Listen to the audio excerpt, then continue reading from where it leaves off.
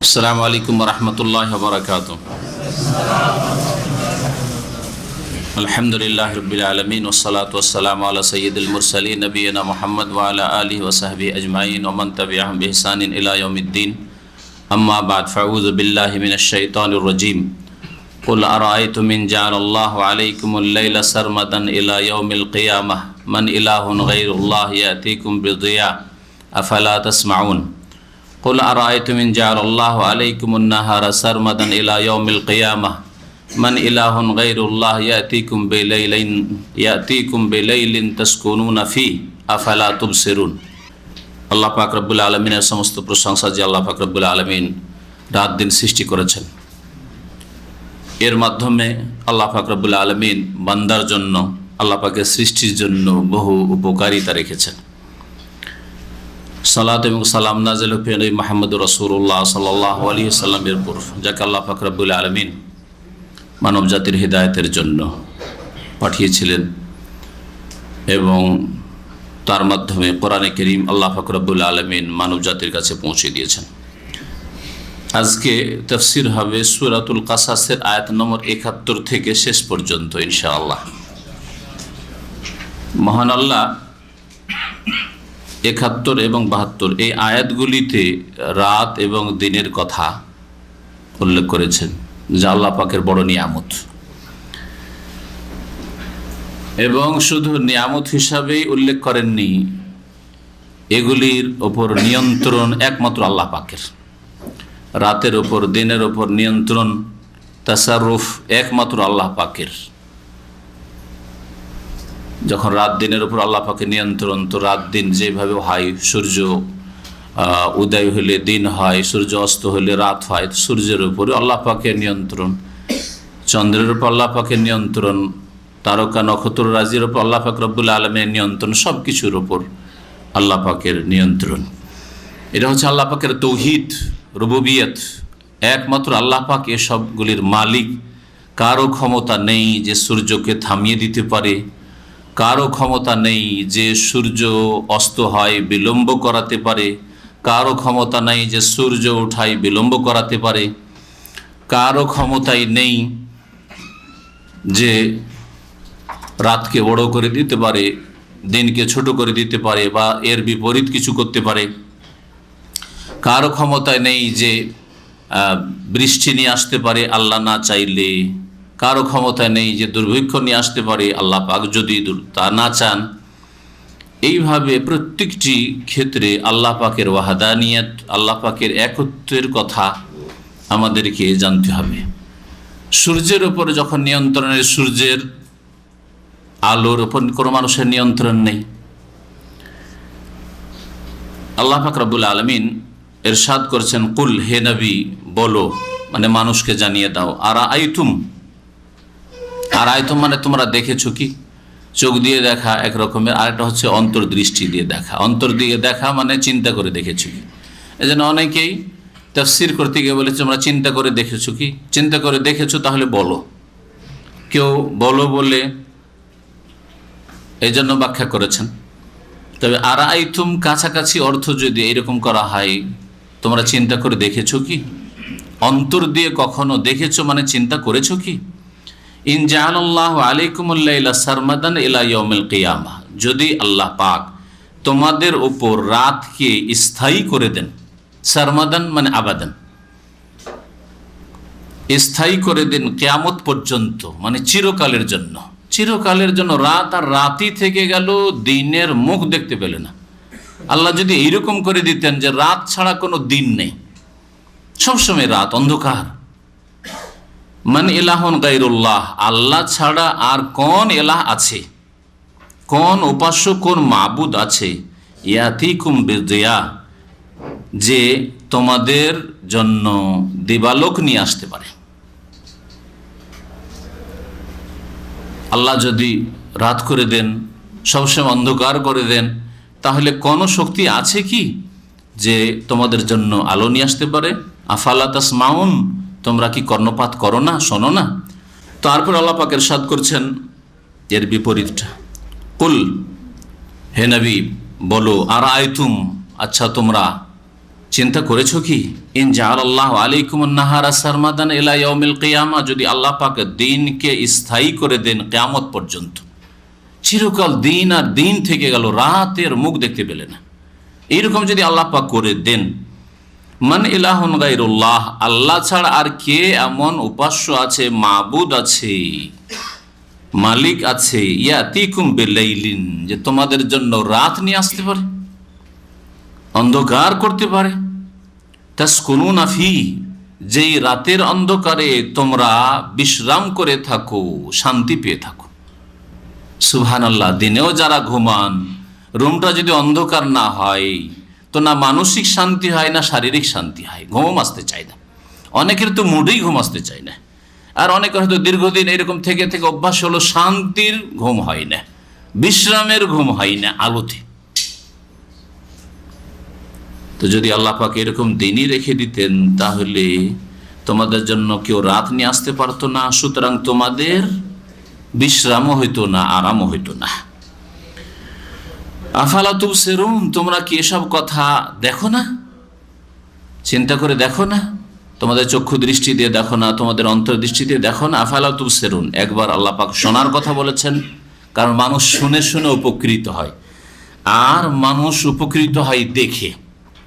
বিদ্যা অর্জনের, জ্ঞান হাসিল করার উপায় হচ্ছে মানুষের মধ্যে যে জ্ঞান ঢুকে, আপনার নলেজ বাড়ছে, হয় চোখ দিয়ে ঢুকে, যে অন্তরে নামায়, হ্যাঁ, ব্রেনে এখানে করে নিয়ে গিয়ে মেমোরিতে স্টক করে, আর না হলে কান দিয়ে ঢুকে, তাই না? দুনিয়ার জীবনে কোনো দৃশ্য দেখেছেন, আর এমন নকশা হয়ে গেছে, সবসময় মনে আছে জীবনে এইরকম আমি দৃশ্য দেখেছি, এমন মানুষ দেখেছি, এমন আচরণ দেখেছি, এমন লড়াই দেখেছি, এমন অবস্থা দেখেছি। হ্যাঁ হ্যাঁ, এগুলো হচ্ছে এই ক্ষেত্রে।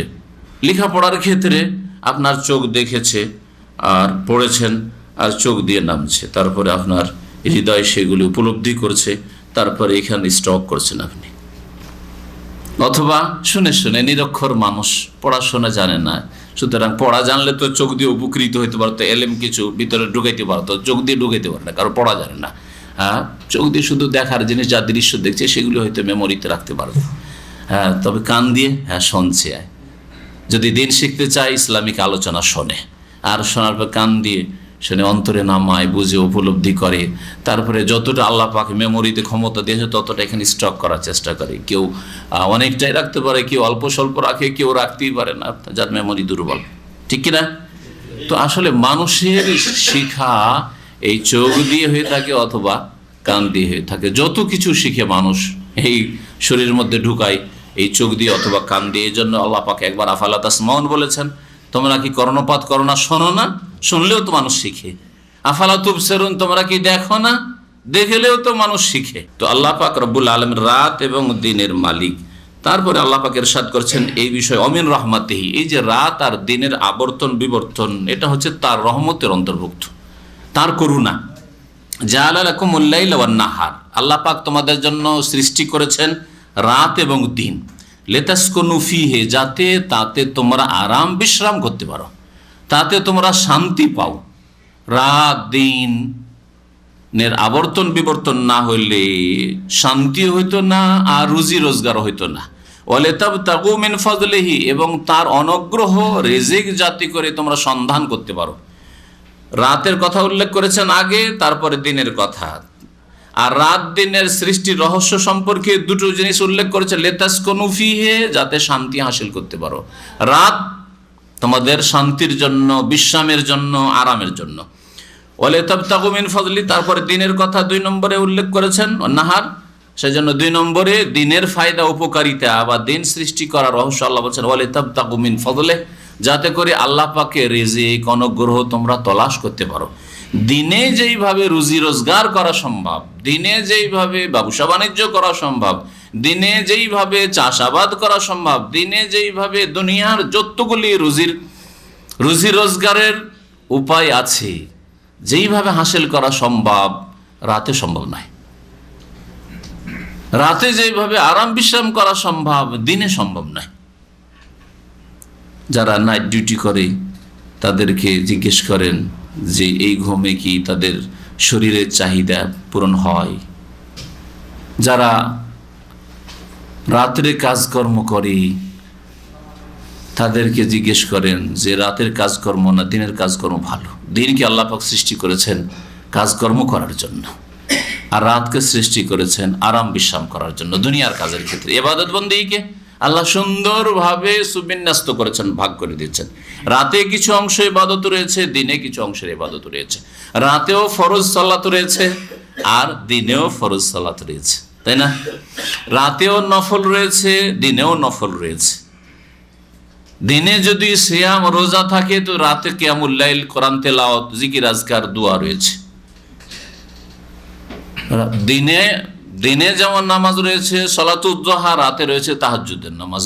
রাতে যদি কেউ না পারে তাহলে তার জন্য বিকল্প ব্যবস্থা আল্লাহ দিনে সালাতুদ দুহা রেখেছেন। রাতে যদি কারো, যেন নবী করিম সাল্লাল্লাহু আলাইহি ওয়াসাল্লাম বলেছেন, রাতের তাহাজ্জুদে কেউ অভ্যস্ত থাকে আর যদি সে না পড়তে পারে, কোনোদিন ছুটে যায় সাল্লা মিনান নাহারে, তাহলে দিনে জোহরের আগেই যেন ইসনাই আশা রাকাত, 12 রাকাত পড়ে নাই, ঘাটতি পূরণ হয়ে যাবে। ইবাদত বন্দেগী আল্লাহ পাক রব্বুল কত সুন্দর করে ভাগ করেছেন। তারপরে আল্লাহ পাক তার তৌহিদের কথা বা তৌহিদের বিষয়ে আরেকটি কথা বলছেন, যে তৌহিদের বিপরীত হচ্ছে শিরক, আল্লাহ পাকের কোনো শরীক নেই। এর পূর্বেও একটি আয়াতে এরকম বলা হয়েছে যে কিয়ামতের দিনে আল্লাহ পাক মানব জাতিকে ডাকবেন, বিশেষ করে ওইসব মুশরিকদেরকে যারা আল্লাহ পাকের সাথে শরীক করেছে কোনো ক্ষেত্রেই, তাদেরকে ডাকবেন আর বলবেন ওয়ায়াউমা ইউনাদিহিম, স্মরণ করো সেই দিনকে, ফায়াকুলু, স্মরণ করো সেই দিনকে, ইউনাদিহিম, যেই দিন আল্লাহ পাক রব্বুল আলামিন ওদেরকে ডাকবেন, মানে মুশরিকদেরকে ডাকবেন।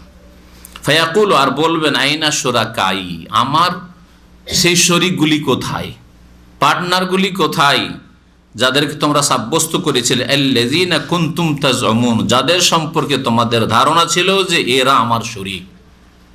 কেউ দেবদেবীকে শরীক মনে করেছিলে, যে রিজিকের মালিক লক্ষ্মী দেবী, বিদ্যার মালিক হচ্ছে সরস্বতী দেবী। আইনা শুরাকাই, আমার শরীকরা কোথায়? যারা মনে করেছিলে যে জিলানি আর চিশতি, এরা গৌসুল আজম আর গরিব নওয়াজ, এরা হচ্ছে আমার শরীক, আইনা শুরাকা, আমার শরীকরা কোথায়? ডাকো আমার শরীকদেরকে, নিয়ে আসো আমার সামনে, হাজির করো, কোথায় আমার শরীকরা?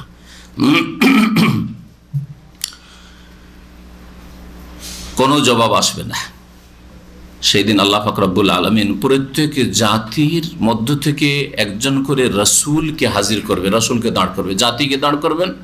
আসামি সব অপরাধী, মুশরিক, বিদাতি, রাসূলের আদর্শ মানেনি, আর রাসূলকে এনে হাজির করবেন। রাসূলকে ওদের মধ্য থেকে বের করবেন, দাঁড় করবেন না, আর রাসূলকে জিজ্ঞাসা করবেন হাল বাল্লাগতা, তুমি পৌঁছে দিয়েছিলে তোমার দাওয়াত? আমি যে দাওয়াত দিয়ে পাঠিয়েছিলাম সেই দাওয়াত তো এদেরকে পৌঁছিয়েছিলে? ওয়া নাযানা মিন কুল্লি উম্মাতিন শাহীদ, আল্লাহ পাক বলছেন আমি বের করে নিয়ে আসবো। না যায় এনজাও মানে ছিনিয়ে নিয়ে আসা, উঠিয়ে নিয়ে আসা। তো এখানে নাযানা মানে আমি বের করে, আখরাজ না, আমি বের করে নিয়ে আসবো। মিন কুল্লি উম্মাতিন, প্রত্যেক সম্প্রদায় থেকে, প্রত্যেক জাতি থেকে একজন করে সাক্ষী। সাক্ষী হবেন রাসূল। ওয়াকাযালিকা জাআলনাকুম উম্মাতান ওয়াসাতা লিতাকুনু শুহাদা আলান নাস ওয়া ইয়াকুনার রাসূলু আলাইকুম শাহীদা। আল্লাহ পাক বলছেন রাসূল সাক্ষী হবেন তোমাদের ওপর। শেষ রাসূল মুহাম্মদ সাল্লাল্লাহু আলাইহি সাল্লামকে সাক্ষী করে নিয়ে আসা হবে শেষ উম্মতের ওপর, আর প্রত্যেক উম্মতের রাসূলদেরকে সাক্ষী করে নিয়ে আসা হবে। ঈসা আলাইহিস সালামকে সাক্ষী হিসাবে নিয়ে আসা হবে। আল্লাহ পাক তার সাক্ষী নেবেন, যে এদেরকে কি বলেছিলে যে 3 মাবুদের পূজা করো। আল্লাহ পাক রব্বুল আলামিন মূসা আলাইহিস সালামকে নিয়ে আসবেন, আর জিজ্ঞাসা, এদেরকে বলেছিলে যে আমার সন্তান উযাইর আমার শরীক, আমার সন্তান। এইভাবে আল্লাহ পাক রব্বুল আলামিন প্রত্যেক নবীকে সাক্ষী হিসাবে নিয়ে আসবেন। ফাকাইফা ইযা জিনা মিন কুল্লি উম্মাতিন বিশাহীদ ওয়া জিনা বিকা আলা হাউলাই শাহীদা। আল্লাহ পাক আরেকটা আয়াতে ইরশাদ করেছেন কি অবস্থা হবে সেই দিন। ইযা জিনা মিন কুল্লি উম্মাতিন বিশাহীদ, যেদিন প্রত্যেক জাতি থেকে একজন করে সাক্ষী নিয়ে আসবে। এই আয়াত আরো স্পষ্ট যে প্রত্যেক জাতি থেকে আল্লাহ পাক কি নিয়ে আসবেন? একজন করে সাক্ষী। ওয়াজিনা বিকা, হে নবী তোমাকে নিয়ে আসবো, আলা হাওলা, এই লোকদের ওপর সাক্ষী করে, শাহীদা শেষ উম্মতের ওপর। এখানে ওটাই বলা হয়েছে নাযানা মিন কুল্লি উম্মাতিন শাহীদা, প্রত্যেক উম্মত থেকে আমি একজন করে সাক্ষী বের করে নিয়ে আসবো।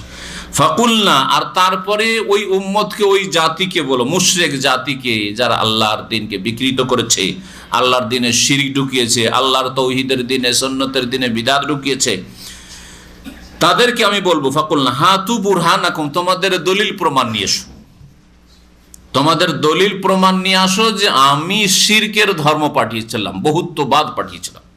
আমি বলেছিলাম যে আমারও শরিক আছে, আমারও মন্ত্রী মিনিস্টার আছে, দফতর ভাগ করে দিয়েছি। কেউ রিজিক দিতে পারে, কেউ রোগ ভালো করতে পারে, কেউ ছেলে মেয়ে দিতে পারে, কেউ মনের কামনা বাসনা পূরণ করতে পারে। সাক্ষী নিয়ে আসো এসবের। ফালিমু, সেই দিন ভালো করেই জানতে পারবে আন্নাল হাক্কা লিল্লাহ, যে ইবাদতের হক আল্লাহর জন্য। আন্নাল হাক্কা লিল্লাহ, হাক্কুল উলুহিয়া, ইবাদতের হক কার? আল্লাহর। লিল্লাহ, সেই দিন বুঝতে পারবে আল্লাহ পাক হক, আর বাকি অন্য কিছুর, অন্য কারো ইবাদত হচ্ছে বাতিল। যালিকা বিআন্নাল্লাহ ওয়াল হক, আল্লাহ পাক ছিল সত্য, হক, এবং ওয়া আন্না মা ইয়াদুনা মিন দুনিহি, আর আল্লাহকে বাদ দিয়ে যাদেরকে ডেকে থাকে মানুষ, ফরিয়াদ করে থাকে, আহ্বান করে থাকে, সেজদা করে থাকে, তারা হচ্ছে বাতিল। আল্লাহ আনহুম মা কানু ইফতারুন, আর যা তারা রচনা করেছিল, দুনিয়ায় ধর্ম রচনা করেছিল, আদর্শ রচনা করেছিল, তরিকা রচনা করেছিল, এসবগুলি কি হয়ে যাবে? দাল্লা আনহু, তাদের থেকে উধাও হয়ে যাবে, সব উধাও হয়ে যাবে, কোনো কিছু থাকবে না।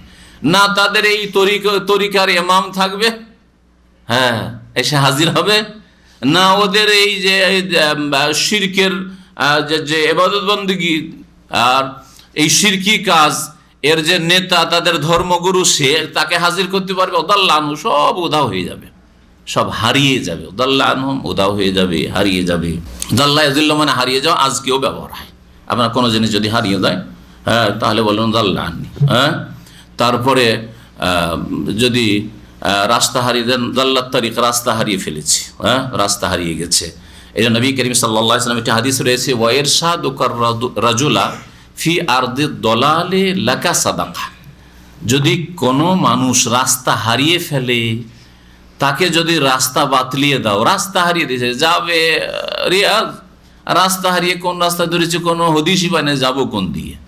ইরশাদুকার রাজুলা, কোনো মানুষকে রাস্তা দেখিয়ে দেওয়া তোমার, ফি আরদি দলালি, এমন জায়গায়, এমন ভূমিতে যেখানে রাস্তা হারিয়ে ফেলে, দলাল এখানে বলা হয়েছে, রাস্তা হারিয়ে ফেলেছে, এটা কি? সাদাকা। নবী সাল্লাল্লাহু আলাইহি ওয়াসাল্লাম বলেছেন সাদকা এটা। আর সাদকা যত সুন্দর করে করবেন তত ভালো। সুতরাং ওই লোকটাকে যদি পৌঁছিয়ে দেন আরো ভালো, আপনি পৌঁছাতে পারবেন হয়তো। এটা জিজ্ঞাসা করছে, ভাই ইসলামিক সেন্টার কোনটা? বলছে ওই যে ওই দিকে চলে যান, এই যে খানিকটা দেখালেন আপনি, কিন্তু ওর চাইতে ভালো সাদকা যে লোকটাকে সাথে নিলেন, আর সাথে নেওয়ার পর কার কাছে যাবে, আর আসার পরে নিয়ে এসে পৌঁছে দিল, সুন্দর সাদকা।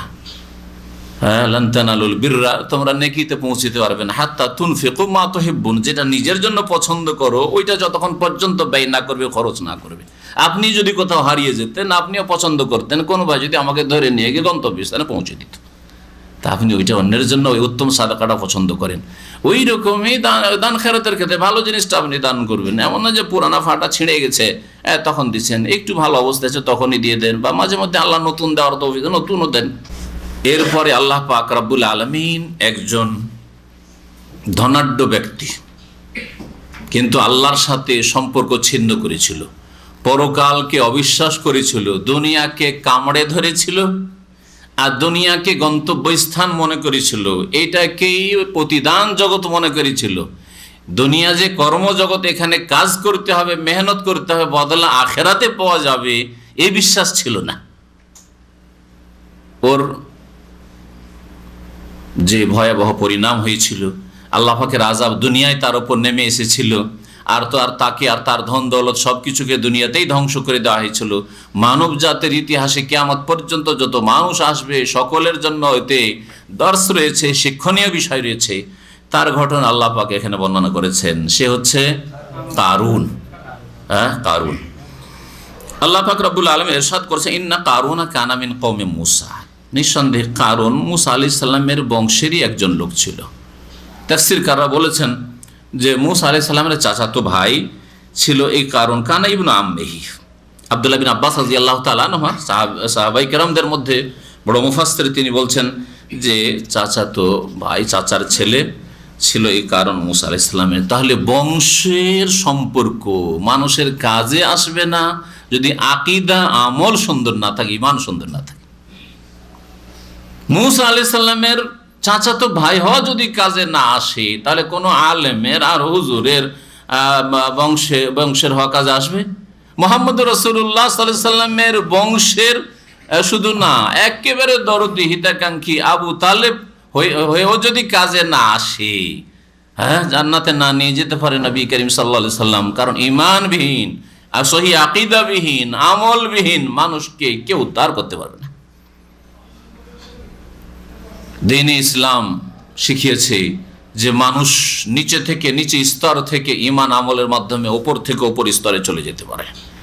আর ওপর যতই ওপরে চলে যাক, হ্যাঁ, বংশীয় দিক থেকে, পয়সার দিক থেকে, সামাজিক দিক থেকে ঈমান আমল যদি খারাপ করে, তাহলে আসফালা সাফিলিন সুম্মা রাদাদনাহু আসফালা সাফিলিন, নিচে থেকে নিম্ন স্তরে আল্লাহ পাক রব্বুল আলামিন নামিয়ে দেবেন। আল্লাহ পাক ইরশাদ করেছেন যে কারুন মুসা আলাইহিস সালামের সম্প্রদায়েরই ছিল। ফাবাগা আলাইহিম, কিন্তু জুলম অত্যাচার করেছিল মুসা আলাইহিস সালামের জাতির উপর, নিজের বংশের লোকদের উপরই জুলম অত্যাচার করত। কিভাবে জুলম অত্যাচার করত?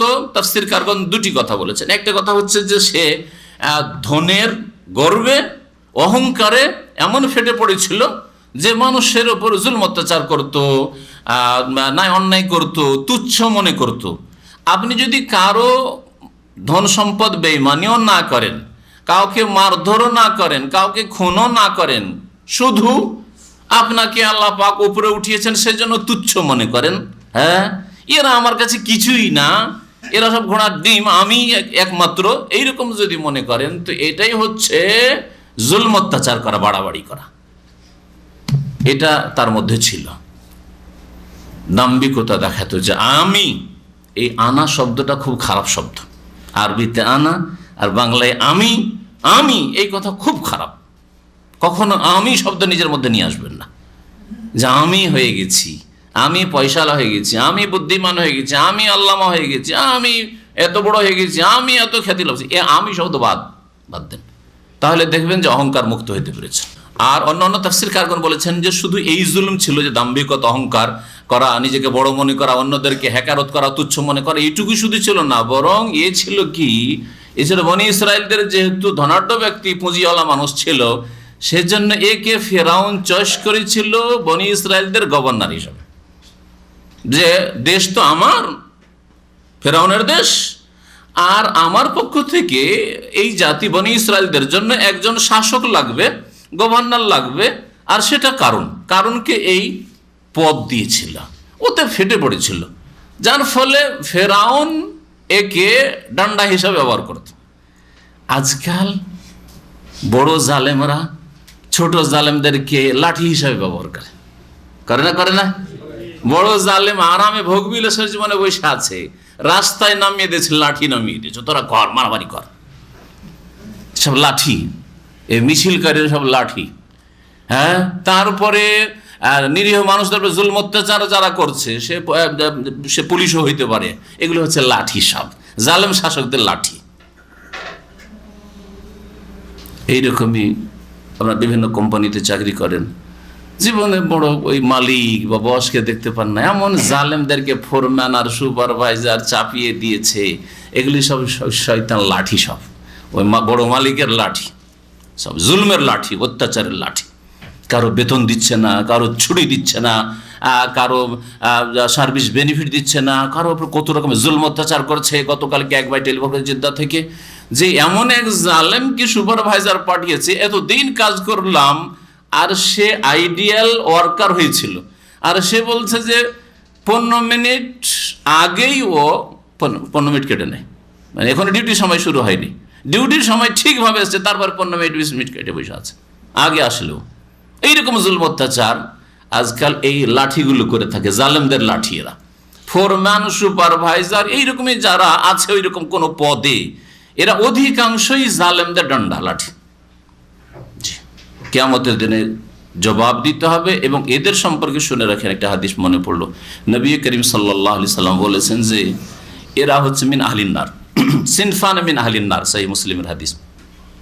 2 শ্রেণীর মানুষ আছে, এরা জাহান্নামী। দুই শ্রেণীর মানুষ আছে, তারা জাহান্নামী। এক শ্রেণীর মানুষ মহিলারা, নিসাউন কাসিয়াতুন আরিয়াতুন মুমিলাতুন মাইলাতুন রউসুহুন্না কাসিনামাতিল বুখতিল মাইলা লা ইয়াদখুলনাল জান্নাতা ওয়া লা ইয়াজিদুনা রিহা ওয়া ইন্না রিহা লা তুজাদু মিন মাসিরাতি কাযা ওয়া কাযা। মহিলা বেহায়া, বেপরদা, আর খোপা বড় করে বাঁধে অথবা টাইট কাপড় পরে, আর শরীরের যে উঁচা নিচা সব বোঝা যায়, কোন দিকে কতটা কত ইঞ্চি উঁচা হয়ে আছে, এদিকে বা উঁচা হিলওয়ালা স্যান্ডেল জুতা পরে, আর তারপরে এই ঝুঁকে, দোলনার মতো ঝুঁকে, আর খুব মজা নেই যুবক ফাসেকরা। রউসুহুন্না কাসিনামাতিল বুখত, আর মাথার এই খোপা এমন করে বাঁধা থাকে বুখতি উটের চূড়ার মতো হয়ে থাকে। লা ইয়াদখুলনাল জান্নাহ, এরা জান্নাতে যাবে না। বেহায়া বেপরদা মহিলা যারা নিজেরা আকৃষ্ট হয় যুবকদের দিকে, আর যুবকদেরকে নিজের দিকে আকৃষ্ট করে ফিতনায় ফেলে, বহু মানুষের ইমানকে কমজোর করে দেয়। এবার বেহায়া বেপরদা আর টাইট পোশাক বা উলঙ্গ অর্ধ উলঙ্গ পোশাক পরার কারণে তাদের দিকে তাকাতে থাকে, আর এইভাবে তারা জাহান্নামে যায়। লা ইয়াদখুলনাল জান্নাহ, এরা জান্নাতে যাবে না। ওয়ালা ইয়াজিদুনা রিহা, জান্নাতের সুগন্ধিও পাবে না। অথচ জান্নাতের সুগন্ধি 40 বছর, কোন হাদিসে রয়েছে কোন হাদিসে 70 বছর, এত দূর থেকে আসে। নবী করিম সাল্লাল্লাহু আলাইহি ওয়াসাল্লাম আর এক শ্রেণীর লোকের কথা বলেছেন। ওরা বলছেন যে রেজালুন মাহুম সিয়াত, আর আরেক শ্রেণীর লোক যারা জাহান্নামে যায় তারা হচ্ছে এমন লোকেরা যাদের হাতে বেত আছে, বেত, লাঠি হাতেরই আছে, আর মানুষকে মারধর করে, জুলম অত্যাচার করে, হয়তো শাসক প্রজাদের উপর জুলম অত্যাচার করে, অথবা যারা নেতৃত্ব রয়েছে বা ক্ষমতায় রয়েছে, শক্তি বেশি, দুর্বলদের উপর জুলম অত্যাচার করে। যারা আমাদের দেশে সামাজিক ক্ষেত্রে দেখবেন যে একটা বংশ যদি দুর্বল হয় আর এক বংশ শক্তিশালী, তো সেই বংশের এত লাঠি যে এইগুলোকে সবকে গোলাম বানিয়ে রেখেছে। যারা গরিব মানুষ অথবা দুর্বল জনবলের ক্ষেত্রে তাদেরকে গোলাম বানিয়ে রেখেছে। এই শ্রেণীর লোক, এইরকম যারা সামাজিক জালেম আর রাষ্ট্রীয় জালেম, এরা জান্নাতে যাবে না, বা ওদের সাথে সহযোগিতা করে, তাদের লাঠি হিসাবে ব্যবহৃত হয়, এরা জান্নাতে যাবে না, নবী করিম সাল্লাল্লাহু আলাইহি ওয়াসাল্লাম বলেছেন। তো এই কারুণ্য ফেরাউনের এক লাঠি ছিল বড়। ফেরাউন যাই বলতো, জুলম অত্যাচার করতে তাই করতো। ফাবাগা আলাইহিম ওয়া আতাইনাহু মিনাল কুনুজ, আর আমি তাকে পরীক্ষামূলক ধনভাণ্ডার দিয়েছিলাম। কানজ, ধনভাণ্ডার, অনেক ধনভাণ্ডার, বহু বচন আল্লাহ বলেছে। ধনভাণ্ডার এমন বেশি ধনভাণ্ডার দিয়েছিলাম যে মা ইন্না মাফাতিহাহু লাতানু বিল উসবাতি উলিল কুওয়া, যে তার চাবিগুলো, এই ধনভাণ্ডারের চাবিগুলি, লাতানু বিল উসবা, ঝুঁকিয়ে দিত। শাব্দিক অর্থ করছে না আয়ানো, মানে ঝুঁকিয়ে দেওয়া, ঝুঁকে যাওয়া, বা এসছে মোতাদ্দি হয়েছে, ঝুঁকিয়ে দিত। বিল উসবা উলিল কুওয়া, এক দল, এক উসবা মানে দল, আর উলিল কুওয়া মানে বলবান, শক্তিশালী।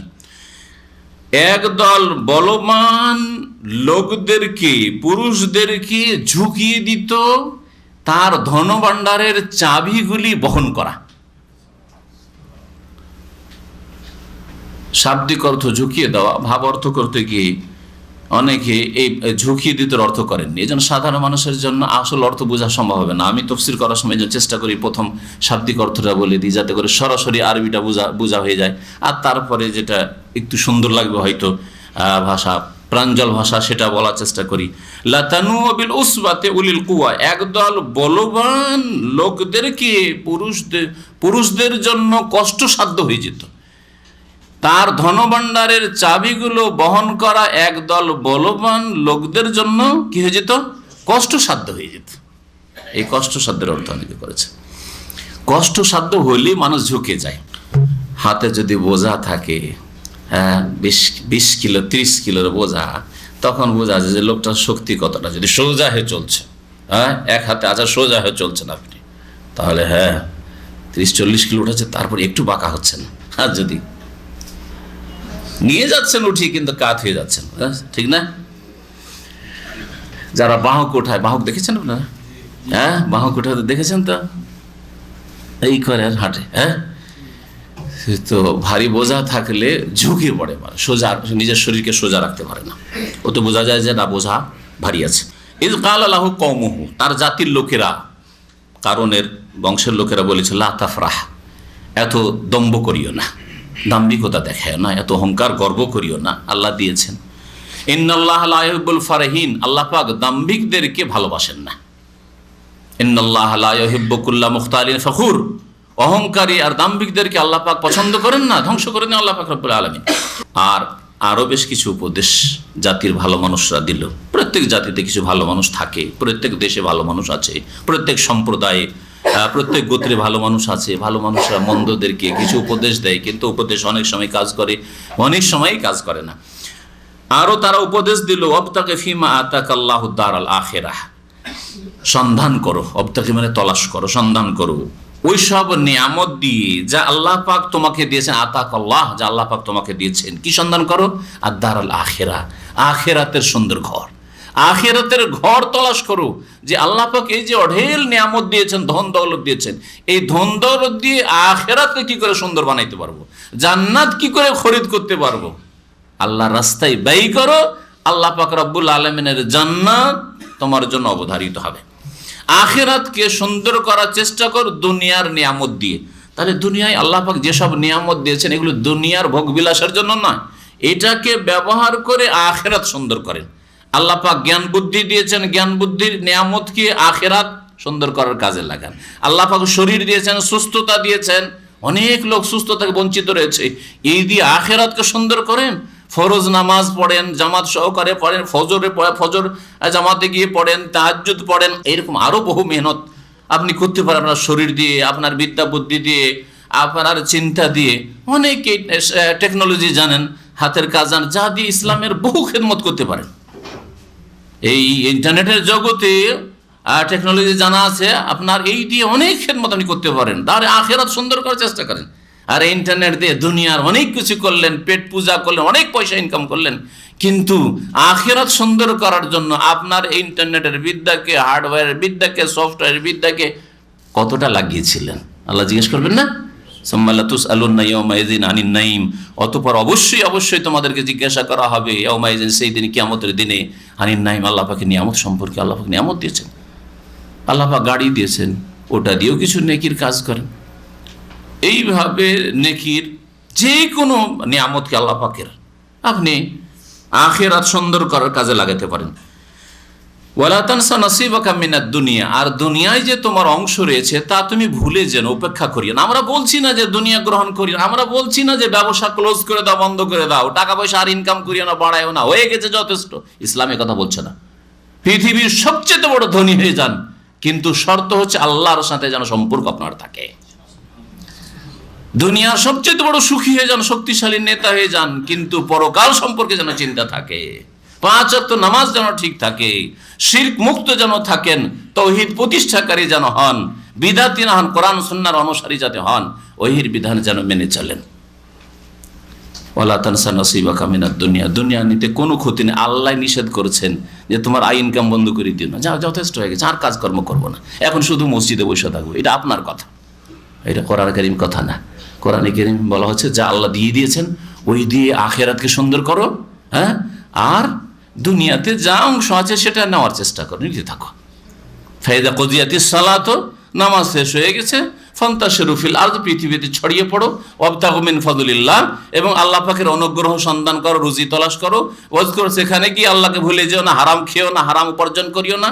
ওয়াজকুরুল্লাহ কাসীরা, আর খুব বেশি বেশি আল্লাহকে স্মরণে রাখবে, তাহলে কখনো অন্যায় করবে না, হারাম রিজিক গ্রহণ করবে না।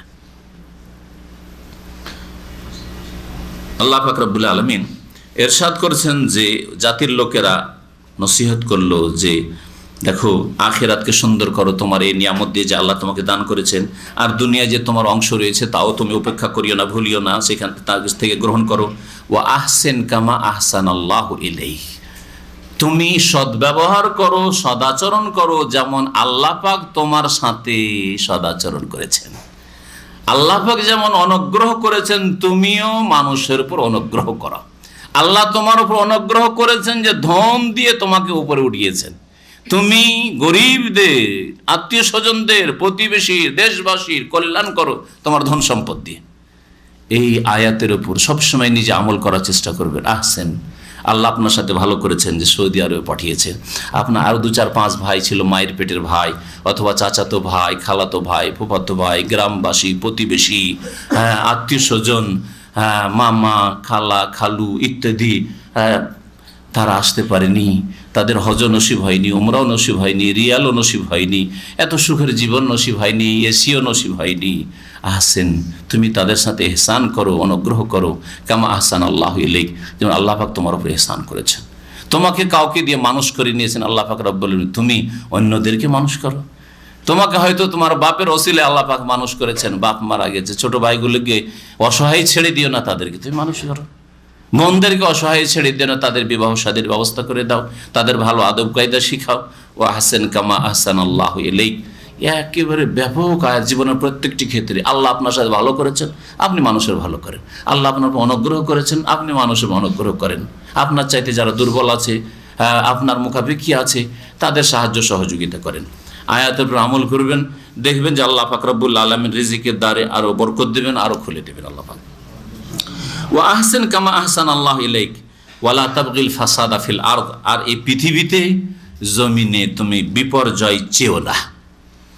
বাগায়বগু মানে চাওয়া, ওয়ালা তাবগিল ফাসাদা ফিল আরদ, পৃথিবীতে বিপর্যয় চেও না। কখনো বিপর্যয় হোক, ফিতনা ফাসাদ হোক, আর মারামারি হোক, কারোর উপর জুলম অত্যাচার হোক, কেউ আমার কারণে কাঁদুক, এটা কখনো চেও না। ইন্নাল্লাহ লা ইউহিব্বুল মুফসিদিন, কারণ আল্লাহ পাক রব্বুল আলামিন ফাসাদকারীদেরকে ভালোবাসেন না।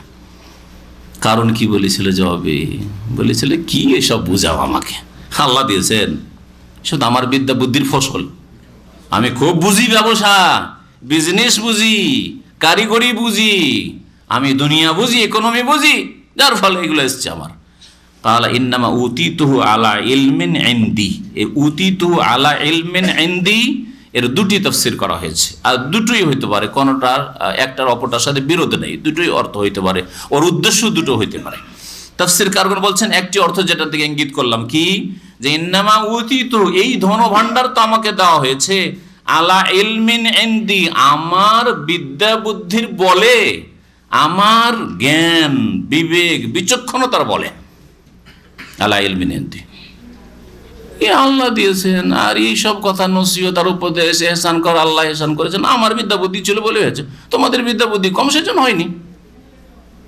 এইরকম আজকালকার পয়সাওয়ালারা আজ বা বড় নেতৃত্বে যারা পৌঁছেছে, ওরা মনে করে আমি খুব চালাক চতুর, তা আজকে এমপি হয়ে যেতে পেরেছি, মন্ত্রী হয়ে যেতে পেরেছি, আমি খুব চালাক চতুর, সেই জন্য আমি দেশের বড় নেতা হয়ে গেছি, অথবা অনেক পয়সাওয়ালা হয়ে গেছি। দেখেন না, আমার সাথে অনেকে এসছে, ও চাকরিটাই ঠিক করে করতে পারে না, আর আমার এই ব্যবসা ওই ব্যবসা এই সেই, মনে করে যে তার বিদ্যা বুদ্ধির সব ফসল, আল্লাহ পাকের নিয়ামত, আল্লাহ পাক এহসান করেছেন, এইসব কথা সব ভুলে যায়। আর একটা তাফসীর করা হয়েছে, কারণ বলেছে ইন্নামা উতিতুহু আলা ইলমিন ইনদি, আমাকে যে দেওয়া হয়েছে এটা আলা ইলমিন মানে আলা ইলমি মিনাল্লাহ, আল্লাহ পাকের জ্ঞানের ভিত্তিতে, যে আল্লাহ পাক জানেন যে কে ধন সম্পদের যোগ্য, কে আমার নিয়ামতের যোগ্য, তাহলে আল্লাহর কথা বিশ্বাস করত এবং আল্লাহ পাকই দিয়েছেন। কিন্তু যেই অহংকারটা ঢুকিয়েছিল শয়তান, সেটা হচ্ছে আল্লাহ জানেন যে আমি সমাজে আল্লাহর কাছে সবচেয়ে বেশি প্রিয়, যখন আল্লাহর কাছে বেশি প্রিয় তখন আল্লাহ পাক আমাকে ধন দৌলত বেশি দিয়েছেন, আর তোমরা আল্লাহর কাছে ওই মর্যাদায় পৌঁছিতে পারোনি, তোমরা অত হকদার নও।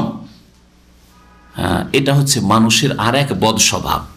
অধিকাংশ মানুষ একটু পয়সা হলে ওর মধ্যে এমন এক গর্ব আসে, যা বিশেষ করে যারা দিন ইসলামের মধ্যে আছে, অমুসলিমদের কথা বলছেন, ওদের তো আল্লাহ পরকালে বিশ্বাস নেই, কিন্তু মুসলমানদের মধ্যে এই রোগ শয়তান ঢুকায় যে তোকে আল্লাহ খুব ভালোবাসছে না, সেই জন্য দেখ না চারিদিক দিয়ে তোর পয়সা আর পয়সা, পয়সা আর পয়সা, পয়সা আর পয়সা, যেখানে যাস শুধু পয়সা আসে, তাই না? আর দেখে না এইসব লোকেরা যেখানে যায় মার খায়, যেখানে যায় ক্ষয়ক্ষতি হয়, যেখানে যায় ক্ষয়ক্ষতি হয়, ওদের চাইতে বেশি আমাকে আল্লাহ ভালোবাসছে। ভালো চাকরি পেয়ে গেলে, ভালো ব্যবসা বাণিজ্য করতে পারলে, ভালো কিছু ইনকাম সোর্স পেয়ে গেল, আমাকে আল্লাহ খুব ভালোবাসে। একই সাথে এসেছিলাম, না আমার 5,000 রিয়াল হয়ে গেছে, 1,000ই পড়ে আছে, আমাকে আল্লাহ খুব ভালোবাসে, আমি নামাজ রোজা করি, ওর ফল যেন দুনিয়াতে আল্লাহ দিয়ে দিচ্ছে। ভুল কথা। কখনো মনে করবেন না যে আমার নামাজ রোজা হজ যাকাত আর তাকওয়া পরহেজগারির জন্য আল্লাহ পাক আমাকে দিয়ে দিয়েছেন, আমি খুব ভালো, এইসব লোক চাইতে আমি ভালো। এটা হচ্ছে কারণের চরিত্র, এটা হচ্ছে আর এক ব্যক্তি। সূরা জুমার এই মর্মে এর সমর্থনে একটি আয়াত রয়েছে। মানুষকে যখন নিয়ামত দেওয়া হয় তখন বলে যে ওইন্নামা উতিতুহু আলা ইলম, আল্লাহ জানেন যে কাকে দিতে হবে আর কাকে দিতে হবে না। আল্লাহ জানেন যে আমি পাওয়ার যোগ্য, আমার আল্লাহর কাছে পাওনা আছে, তাই আল্লাহ দিয়েছেন। আল্লাহর কাছে কোনো পাওনা নেই। তোমার কি করে রেখেছো আল্লাহর কাছে তোমার পাওনা আছে যে তোমাকে দিয়েছেন, আর অন্যদের পাওনা নেই, সেজন্য অন্যরা পাওয়ার হক রাখে না, সেই জন্য আল্লাহ দেননি। বরং আল্লাহ পাকের পরীক্ষা। আল্লাহ পাক তারপরে বলছেন ওই আয়াত সূরা জুমারে, বাল হিয়া ফিতনা, বরং আল্লাহ পরীক্ষা স্বরূপ দিয়েছেন। তোমাকে আল্লাহ খুব ভালোবাসেন সেই জন্য দুনিয়ার সুখ দিয়েছেন এই কথা নয়, বরং আল্লাহ পাক পরীক্ষা স্বরূপ দিয়েছেন।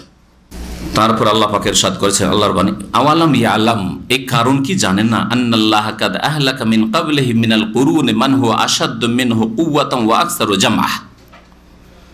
এই কারণ কি জানে না যে আল্লাহ পাক রব্বুল আলামিন তার পূর্বে ধ্বংস করেছেন বহু জাতিকে, মিনাল কুরুন, বহু জাতিকে, যারা মান হুয়া আশাদ্দু মিনহু কুওয়াতান, যারা এই কারণের চাইতে বেশি শক্তিশালী ছিল, ও আকসারু জামআন, আর ধন সম্পদের প্রাচুর্যে ওর চাইতে বেশি ছিল, ওর চাইতে বড় বড় ধনী ছিল, তাদেরকে আল্লাহ ধ্বংস করেছেন। এই কথা কারণ জানে না। ওয়ালা ইউসআলু আন যুনুবিহিমুল মুজরিমুন, আর অপরাধীদেরকে তাদের পাপ সমূহ সম্পর্কে জিজ্ঞাসা করা হয় না ধ্বংসের পূর্বে। এই অংশটুকুর তাফসীর কি? অংশের তাফসীর হচ্ছে যে মানুষের পাপ যখন বেড়ে যায় আর আল্লাহ পাকের শাস্তি যখন অবধারিত হয়ে যায়, যখন আল্লাহ পাক কোনো জাতির বা কোনো ব্যক্তির অধপতন ধ্বংস চান, তখন আল্লাহ পাক জিজ্ঞাসা করেন না এই কথা, হ্যাঁ, কোনো ফেরেশতা পাঠিয়ে অথবা রসুল পাঠিয়ে যে তুই এত পাপ কেন করলি, তোর জন্য আযাব আসছে, কিন্তু না, আগেই জানিয়ে দেওয়া হয়েছে যে দেখো সোজা রাস্তায় থাকো, আল্লাহ পাকের নিয়ামতের শুকরিয়া আদায় করো। আল্লাহ পাক নিয়ামত দিয়েছেন তা তোমার পরীক্ষার জন্য, আর যদি আল্লাহ কখনো কষ্ট দেন, কাউকে কষ্ট দেন, তাও পরীক্ষার জন্য। এগুলি আল্লাহ পাকের দুনিয়ায় পরীক্ষা। ওয়ালা ইউসআলু আন যুনুবিহিমুল মুজরিমুন, অপরাধীদেরকে যখন ধ্বংস করা হয়, ধ্বংসের পূর্বে তাদেরকে জিজ্ঞাসা করা হয় না যে তুই এটা কেন করলি, এটা করলি কেন, সেই জন্য ধ্বংস করা হচ্ছে, এই কথা জিজ্ঞাসা করা হয় না। হঠাৎ করে আল্লাহ পাকের আযাব চলে আসে। ফাখারাজা আলা কওমিহি ফি জিনাতিহি, একদিন কারণ আমোদ ফুর্তি করতে আর প্রদর্শনীর জন্য, দেখাবার জন্য যে আছি আমি, আর আমার ধন দৌলত আছে, আর আমার জনবল আছে, দেখ আমার পেছনে কত লোক ঘুরে। নেতাদের কিন্তু এরকম ধারণা হয়ে যায়। হ্যাঁ, এটা হচ্ছে কারণই চরিত্র। কখনো এরকম মনে যেন না হয় যে আমার অনেক ভক্ত আছে, দেখ যেখানে যায় আমার সাথে দল আর দল। আল্লাহ পাক হেফাজত করেন, আল্লাহ পাক যেন আমাদেরকে বাঁচান এই সব চিন্তা থেকে। একদিন বের হইল, ফাখারাজ আলা কওমি, নিজ সম্প্রদায়ের উদ্দেশ্যে বা তাদের সামনে বের হলো, ফি জিনাতিহি, জাঁকজমকপূর্ণ অবস্থায়, জাঁকজমক সহকারে। এই তার জাঁকজমক, ধন দৌলত, আর তার যে সওয়ারি, আর তার সাথে শত শত লোক, তার ভক্ত, এসব দেখে কালাল্লাযিনা ইউরিদুনাল হায়াতাদ দুনিয়া, যারা দুনিয়ার পূজারী, অনেক দুনিয়াদার লোকের আছে, ওফ কত সুখের জীবন রে, কারণ রে, আমরা যদি একটু পেতাম এইরকম, হ্যাঁ, আমরা যদি পেতাম। একজন আলেমের কথা মনে হলো, এরকম আলেম সমাজ আমাদের দেশে আছে। মদিনা ইউনিভার্সিটিতে প্রথম যখন অ্যাডমিশন হলো, তখন একসাথে শিক্ষকতা করতাম। বুড়ো মানুষ, 70-75 বছর বয়স, আর আমার বয়স তখন 25-26-এর মধ্যে বা তারও কম। তো ওই সময় বলছে আমাকে, একটাও ছেলেকে মাদ্রাসা পড়ায়নি, আলেম বানায়নি, হাফেজ বানায়নি, একটা মেয়েকেও দিনের শিক্ষা দেয়নি, সবগুলিকে কলেজ ইউনিভার্সিটি পড়িয়ে বিএ এমএ সবগুলি মাস্টার্স পড়িয়েছে। আলেমের কমপক্ষে এতটুকু হওয়া উচিত যে একটা ছেলেকে ভালো আলেম করব, মেয়েদেরকে আবার মাস্টার ডিগ্রি আর পিএইচডি সব করাবো, একজন আলেম তার জন্য উচিত। আর যেখানে সহশিক্ষা না থাকে, সৌদি আরবের মতো হয়, কোনো ব্যাপার নয় অবশ্য, কিন্তু সহশিক্ষাই এইসব পড়াবেন একজন আলেমের জন্য মোটেই উচিত নয়, জায়েজ নয় কোনো মানুষের জন্য সহশিক্ষা এরকম মেয়েদের। তো আবার একজন আলেমের জন্য কি করে শোভা পায়, এসব করেছে। একটাও ছেলে চাকরি পায়নি সেই সময়টাই।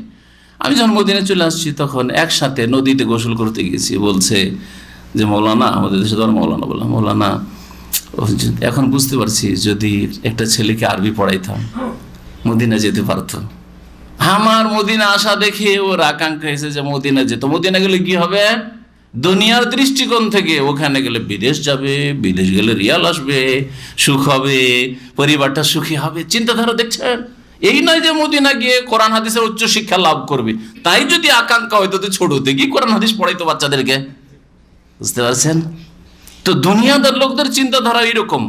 আপনার যখন সুখ দেখবে তখন হাই হাই করা শুরু করবে যে আমি যদি এর মতোই করতাম।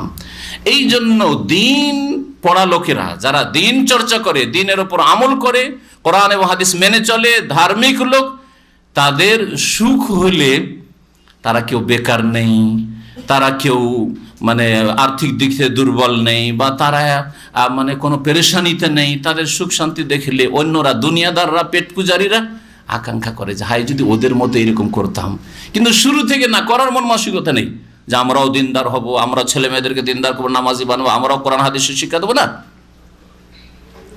তো ওই রকমই কারণের বংশের যারা দুনিয়াদার, কালাল্লাযিনা ইউরিদুনাল হায়াতাদ দুনিয়া, ওই সব লোকেরা বলল যারা দুনিয়ার জীবনের সুখ চাই, ইয়া লাইতা লানা মিসলা মা উতিয়া কারুন, হায় যদি আমাদের জন্য তাই হতো যা কারুনকে দেওয়া হয়েছে।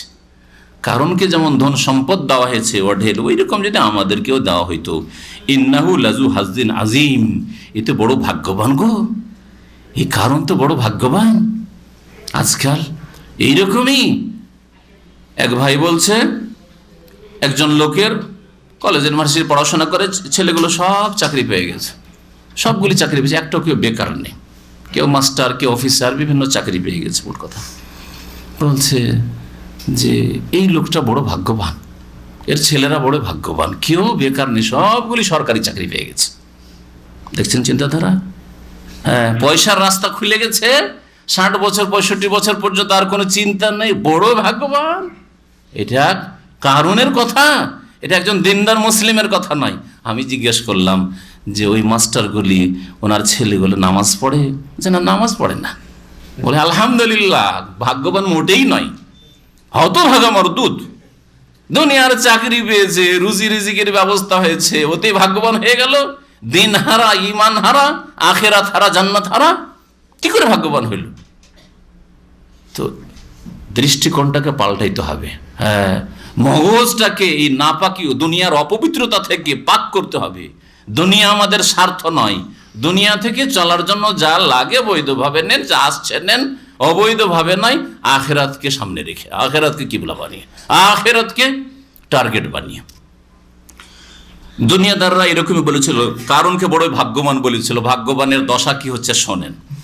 ওয়াকালাল্লাযিনা উতুল ইলমা, তবে ওই সব লোকেরা যাদেরকে আল্লাহ প্রদত্ত জ্ঞান দেওয়া হয়েছিল, যাদেরকে দিন ইসলামের জ্ঞান দেওয়া হয়েছে, মুসা আলাইহিস সালামের দিনের জ্ঞান দেওয়া হয়েছে, মুমিন, ওরা বলেছে ওয়াইলাকুম, কি বলো তোমরা, কারণকে ভাগ্যবান বলছো? ওয়াইলাকুম, তোমাদের দুর্ভোগ, তোমাদের উপর আফসোস, কেমন তোমাদের চিন্তাধারা। সওয়াবুল্লাহি খায়রুল লিমান আমানা ওয়া আমিলা সালিহান, আল্লাহ পাকের প্রতিদান, সওয়াব মানে হচ্ছে বদলা, আল্লাহ পাকের প্রতিদান, খায়রুন এটা হচ্ছে উৎকৃষ্ট, সবচেয়ে উত্তম ওই সব লোকদের জন্য যারা ঈমানদার হয়েছে, ও আমিলা সালিহান, আর সৎকর্মশীল হয়েছে।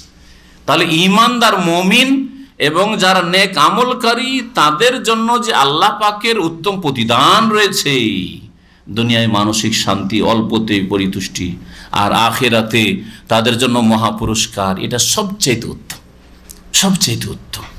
সওয়াবুল্লাহি খায়র, আল্লাহ পাকের বদলা মুমিনদের জন্য, নেক লোকদের জন্য এটা সবচেয়ে ভালো। ওয়ালা ইউলাক্কাহা ইল্লা সাবিরুন, কিন্তু দুনিয়াতে অধিকাংশ লোক অধৈর্য। এটা কে হাসিল করে? ওয়ালা ইউলাক্কাহা, এটা অর্জন করতে পারে না একমাত্র ধৈর্যশীল ছাড়া। ধৈর্যশীল যারা, ধৈর্য ধারণকারী, তারাই এই আল্লাহ পাকের সওয়াব, আল্লাহ পাকের প্রতিদান হাসিল করতে পারে। দুনিয়ায় অল্পতে মানসিক শান্তি, যেই অবস্থায় আছে সেই অবস্থায় খুব খুশি, এইটা একমাত্র ধৈর্যশীলরা হাসিল করতে পারে। আখেরাত সুন্দর কে করতে পারে? আখেরাতের প্রতিদান কে পাবে? যারা দুনিয়ায় ধৈর্য ধারণ করেছে, হারাম থেকে ধৈর্য ধারণ করেছে, নেক আমলের ওপর অটল থেকে ধৈর্য ধারণ করেছে, বালা মুসিবতের সময়, ঝুঁকির সময়। ওয়ালা ইউলাক্কাহা ইল্লা সাবিরুন, ধৈর্য 3 প্রকার। বালা মুসিবতের সময় ধৈর্য ধরতে হবে, গুনাহ থেকে, হারাম থেকে, অন্যায় থেকে বেঁচে থাকার ক্ষেত্রে ধৈর্য ধরতে হবে, আর দিনের ওপর অটল থাকার ক্ষেত্রে ধৈর্য ধারণ করতে হবে। এরাই দুনিয়া এবং আখেরাতের শান্তি হাসিল করে। ফাখাসাফনা বিহি, আল্লাহ পাক বলছেন এই কারণ যাকে লোকেরা ভাগ্যবান বলছিল পেট পূজারীরা, তাকেও ধসিয়ে দিলাম, মাটিতে ধসিয়ে দিলাম। খাসাফা ইয়াখসিফু মানে মাটিতে পুঁতে দেওয়া, ধসিয়ে দেওয়া। অবেদারিহি আল আরদা, তাকে এবং তার ঘর বাড়িকে ধসিয়ে দিলাম, আল আরদা মাটিতে, ভূমিতে ধসিয়ে দিলাম। ফামা কানা লাহু মিন ফিয়াতিন ইয়ানসুরুনাহু মিন দুনিল্লাহ, কোন শক্তি ছিল না, ফিয়াতুন মানে দল, কোন তার দল ছিল না যে তার সাহায্য করবে আল্লাহ ছাড়া। ওমা কানা মিনাল মুনতাসিরিন, আর সে নিজেও আত্মরক্ষা করতে পারেনি, সে নিজেও আত্মরক্ষাকারীদের অন্তর্ভুক্ত হতে পারেনি। মুনতাসির মানে হয় প্রতিশোধ গ্রহণ করা, আর সে প্রতিশোধ গ্রহণকারীদেরও অন্তর্ভুক্ত হতে পারেনি যে এর প্রতিশোধ নেব। দুনিয়ার ক্ষেত্রে কেউ যদি ক্ষয়ক্ষতি করে আপনার, তো বদলা নিতে পারবেন। ও আপনার মতো দুর্বল মানুষ, হ্যাঁ ঠিক আছে, আমার ক্ষয়ক্ষতি করলি, আমিও চান্সে আছি, সুযোগ পেলে তোরও ক্ষতি করব। তো দুনিয়াতে কারো কেউ ক্ষতি করলে যতই বড় শক্তিশালী হোক না কেন, আল্লাহ ছাড়া যে কোনো মানুষ আশঙ্কা করে রিয়াকশনের, যে আমি যে করেছি, এদেরকে মেরেছি, এদের জুলুম করেছি বা অন্যায় করেছি, আমারও কিছু হইতে পারে। নেতৃত্ব গেলেই চেপে ধরবে, তাই না? বড়ই জুলুম অত্যাচার করলে যেমনই নেতৃত্ব গেল চেপে ধরলো, আবার ওরাও যদি বাড়াবাড়ি করে আবার আসবে 2-4-5 বছর পরে, তখন ওরা চেপে ধরবে। তো এই আশঙ্কা থাকছে, তাই না? একমাত্র এই আশঙ্কা মুক্ত রব্বুল আলামিন, ওয়ালা ইয়াখাফু উকবাহা। আম্মা পারে আল্লাহ বলছেন যে আল্লাহ পাক সামুদ জাতিকে ধ্বংস করে দিলেন, ফাদামদামা আলাইহিম রাব্বুহুম বিযামবিহিম ফাসাওয়া, এমন করে ধ্বংস করলেন যে ধূলিসাৎ করে দিলেন, একবারে জমিনে মিশিয়ে দিলেন। ওয়ালা ইয়াখাফু উকবাহা, আল্লাহ পাক কোনো এই রকমের এর অশুভ পরিণাম হবে, খারাপ পরিণাম হবে, রিয়াকশন হয়ে যাবে, এটাকে আল্লাহ ভয় করেন না। ওমা কানা মিনাল মুনতাসিরিন, কারণ প্রতিশোধ নিতে পেরেছে আল্লাহ, তুই আমাকে পদবি, আমাকে ধসাবি না, দেখবো আমি ক্ষমতা হয়েছে। ওমা কানা মিনাল মুনতাসিরিন। ওয়া আসবাহাল্লাযীনা তামান্নাউ মাকানাহু বিল আমস, গতকালকের, গত দিনের, কয়েকদিন আগে যারা পেট পূজারি আকাঙ্ক্ষা করেছিল যে আমরাও যদি কারণের মতো ধনী হইতে পারতাম, সুখী হইতে পারতাম, পয়সাওয়ালা হইতে পারতাম, আজকে বলছে আলহামদুলিল্লাহ, আলহামদুলিল্লাহ বেঁচে আইছি, আলহামদুলিল্লাহ, যদি কারণের সাথে থাকতাম তো কারণের সাথেও ধসতাম, আমরাও যেতাম, তাই না? বলছে ওয়া আসবাহাল্লাযীনা তামান্নাউ মাকানাহু বিল আমস, ওই লোকদের সকাল হলো, আল্লাযীনা তামান্নাউ মাকানাহু, যারা আকাঙ্ক্ষা করেছিল, আশা করেছিল তার মান মর্যাদার, কার? কারণের মতো আমাদেরও যদি মান পজিশন হইতো, এই যে আকাঙ্ক্ষা করেছিল এদের সকাল হইল। হ্যাঁ, তো কি আকাঙ্ক্ষা করেছিল? বিল আমস, গতকালকে মানে গত দিনগুলোতে। এখানে গতকাল আমস বলা হয় গতকালকের দিনটা, আজকে শুক্রবার, বৃহস্পতিবারটা, এটা হচ্ছে কাছের আমস, গতকাল। কিন্তু এমনি এতে ব্যাপকতা আছে, গত যতগুলি দিন আছে, কাল আছে, যুগ আছে, সবগুলিকে আমস বলা হয়। আর আগামীকাল গাদ মানে আগামীকাল, শনিবারের দিন আগামীকাল, এটা হচ্ছে কাছের আগামীকাল। কিন্তু আরবি ভাষাতে আগামীতে যা কিছু হবে সেগুলোকে বলা হয় গাদ বলা হয়। হ্যাঁ, যেমন আল্লাহ পাক কোরআনে কারীমে ইরশাদ করে, ওয়াল তানজুর নাফসুম মা কাদ্দামাত লিগাদ, প্রত্যেক ব্যক্তি যেন চিন্তা করে দেখে যে মা কাদ্দামাত, কি পাঠিয়েছে সে অগ্রিম, লেগাদ আগামীকালকের জন্য, মানে আগামীকালকের জন্য, আখিরাতের জন্য। আখিরাতকে আগামীকাল বলা হয়েছে। জান্নাত পাবে না পাবে না, জান্নাত নেওয়ার জন্য কি পাঠিয়েছে আল্লাহর কাছে, কতটা নামাজ পাঠিয়েছে, কতটা রোজা যাকাত দান খেরাত পাঠিয়েছে, কতটা নেক আমল পাঠিয়েছে, না গুনাহ পাঠিয়েছে, মানুষ যেন চিন্তা করে দেখে। তাহলে গাদ আগামী সময়কে বলা হয়েছে, আর আমস গত সময়গুলিকে বলা হয়েছে। তো আল্লাহ পাক ইরশাদ করছেন যে সকাল হলো ওই সব লোকদের যারা কারণের মান মর্যাদার আকাঙ্ক্ষা করেছিল গত দিনগুলিতে। ইয়াকুলুনা, ওরা বলতে লাগলো, ওয়াইকা আন্নাল্লাহ ইয়াবসুতু রিজকা লিমান ইয়াশাউ মিন ইবাদিহি ওয়া ইয়াকদির লাউলা আম্মান্নাল্লাহু আলাইনা লাখাসাফা বিনা ওয়াইকা আন্নাহু লা ইউফলিহুল কাফিরুন। এখানে আল্লাহ পাক রব্বানা ওয়াইকা আন্না করছে, ওয়াইকা আন্নাল্লাহ, এর মানে কি? এর মানে হচ্ছে হায় আফসুস। ওই একদল বলছেন যারা গ্রামারের পণ্ডিত যে ওয়াইকা আন্না আসলে ছিল ওয়াইলাকা এলামান্না, ওয়াইলাকা এলামান্না, হায় আফসোস তোমার, জেনে রাখো আন্নাল্লাহ, আসলে আন্না এটা ইন্না, আর পরে যে আন্না রয়েছে হারফে মুশাব্বাবিল ফিল। আন্নাল্লাহ ইয়াবসুতুর রিজকা লিমান ইয়াশা, আল্লাহ পাক যার জন্য চান রিজিককে প্রশস্ত করেন তার বান্দাদের মধ্য থেকে। ওয়া ইয়াকদিরু, আর যার জন্য চান আল্লাহ পাক রিজিককে সংকুচিত করেন, সংকীর্ণ করেন। কাদারা একদর মানে এখানে ক্ষমতা, কাদারা একদর মানে হয় সংকুচিত করা, হয় সংকুচিত করে দেওয়া, আর বাসাদা প্রশস্ত করা। এই একটি ব্যাখ্যা। আর কেউ কেউ ওয়াই কান্না এর অর্থ করেছে যে আলাম তারা, তুমি কি দেখো না, তুমি কি দেখো না আন্নাল্লাহ ইয়াবসুতুর রিজকা লিমান, হে মানুষ তুমি কি চিন্তা করে দেখো না যে আল্লাহ পাক যার জন্য চান রিজিকের দ্বারকে প্রশস্ত করেন, আর যার জন্য চান তার বান্দাদের মধ্য থেকে রিজিকের দ্বারকে সংকীর্ণ করেন। এই জন্য নয় যে এই লোকটা সৎ সেই জন্য বেশি করে এগিয়ে খেতে দেব, দুনিয়ার সুখ শান্তি দেবো, এই লোকটা অসৎ সেই জন্য রিজিক সংকুচিত করে দেব, না। দুনিয়ায় সততার ভিত্তিতে রিজিক প্রশস্ত করা হয়, দুনিয়া দেওয়া হয়, ভোগবিলাসের সামগ্রী দেওয়া হয়, এরকম হয় না আসলে। এই মর্মে একটি হাদিস ইমাম ইবনে কাসির রাহমাতুল্লাহ আলাইহি তার তাফসীর ইবনে কাসিরে উল্লেখ করেছেন, সেটা আপনাদের শোনাই। আব্দুল্লাহ বিন মাসউদ রাদিয়াল্লাহু তাআলা আনহু থেকে বর্ণিত, হাদিসটি মুসনাদ আহমদে আছে। বলছে ইন্নাল্লাহ কাসামা বাইনাকুম আখলাকাকুম, আল্লাহ পাক তোমাদের মাঝে চরিত্রকে ভাগ করেছেন, আর মানুষের আখলাক চরিত্র ভাগ করে দিয়েছেন। এই জন্য কিছু ভালো গুণ সৃষ্টিগত আছে, আপনার মধ্যে নম্রতা, আমার মধ্যে কঠোরতা, আপনার মধ্যে উদারতা, আমার মধ্যে সংকীর্ণতা, আল্লাহ না করে খারাপ গুণগুলি আসে। তো এইভাবে আল্লাহ পাক ভাগ করে দিয়েছেন। কাউকে আল্লাহ পাক রব্বুল আলামিন ঠান্ডা মেজাজের করেছেন, জন্মগত ঠান্ডা মেজাজের, কাউকে আল্লাহ গরম মেজাজের করেছেন। এইভাবে আল্লাহ পাক বিভিন্ন রকম করে সৃষ্টি করেছেন। কিন্তু এই যে গুণগুলি আছে, ভালো গুণগুলি আছে, সেগুলিকে বাড়ানো সম্ভব, বাড়ানো যায়, মানুষ মেহনত করলে বাড়াইতে পারে। মন্দ গুণগুলিকে কমানো যেতে পারে।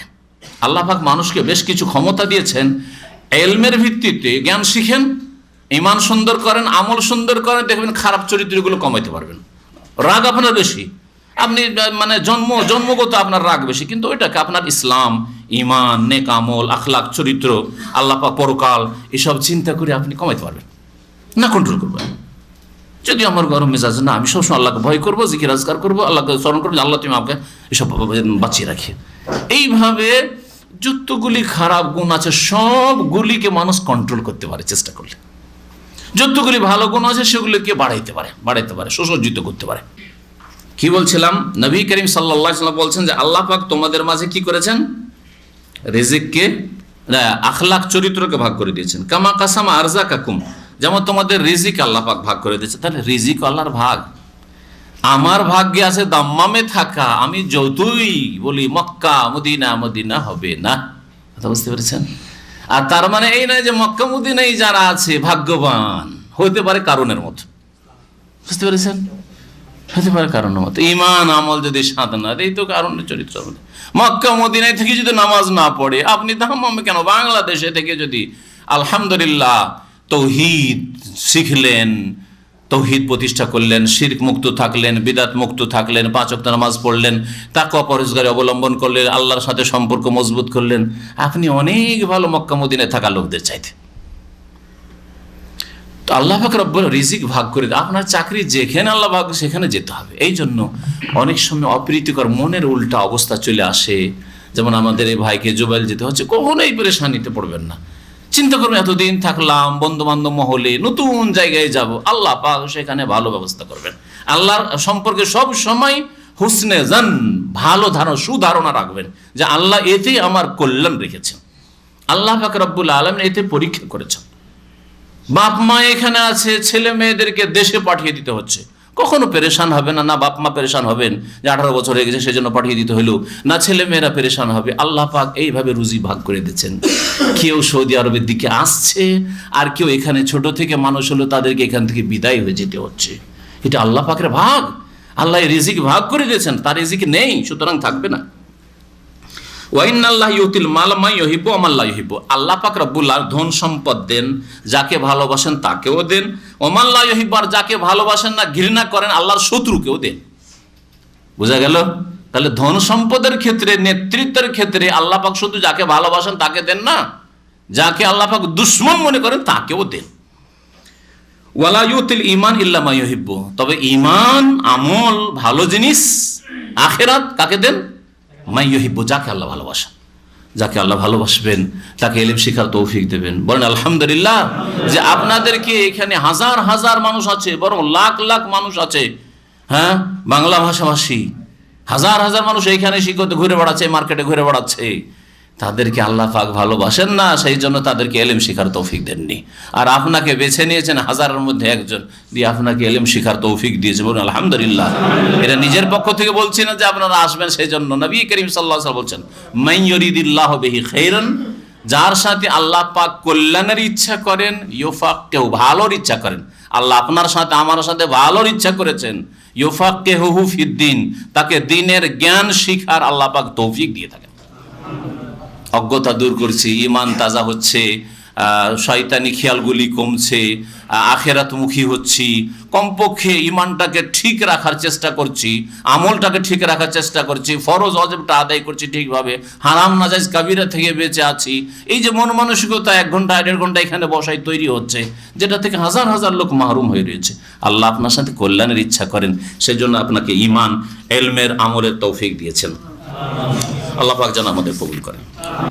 ওই সব লোকেরা যারা দুনিয়াদার ছিল আর আকাঙ্ক্ষা করছিল গত দিনগুলিতে যে আমরাও যদি কারোর মতো পয়সাওয়ালা হইতাম, তারা বলতে লাগলো যে হাই আফসোস আন্নাল্লাহ, এখন বুঝতে পেরেছে মানুষের উপর যখন বজ্রাঘাত হয় তখন বুঝতে পারে, যে বিপদ আপদ আসলে তখন বুঝতে পারে যে আল্লাহ পাক রব্বুল আলামিন যার জন্য চান তার বান্দাদের মধ্য থেকে রিজিক প্রশস্ত করেন, আর যার জন্য চান আল্লাহ পাক সংকীর্ণ করেন।